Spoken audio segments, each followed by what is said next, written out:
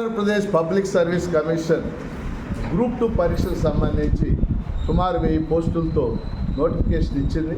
Preliminary పరీక్ష జరిగి 1:50 ఎంపిక చేసింది. మరి జూలై 28న బహుశా మెయిన్స్ పరీక్ష జరగడానికి అవకాశం.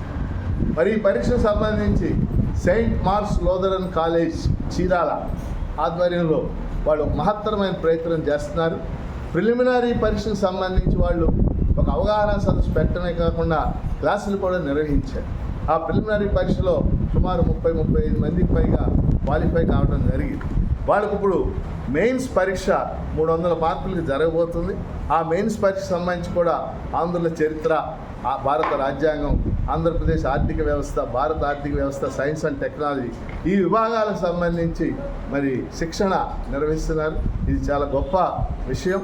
ఈ కాలేజీకి సంబంధించి ఈ క్లాసులు నిర్వహిస్తున్న నిర్వాహకులకి, అలాగే పాల్గొంటున్నటువంటి అధ్యాపకులకి, అలాగే ఎండలైనప్పటికీ వచ్చిన ఈ శిక్షణ పొందుతున్నటువంటి అభ్యర్థులకి నేను ప్రత్యేకమైన అభినందనలు తెలియజేస్తూ ఖచ్చితంగా వాళ్ళు ఈ పరీక్షలో కూడా విజయం సాధించాలని కోరుకుంటున్నాను.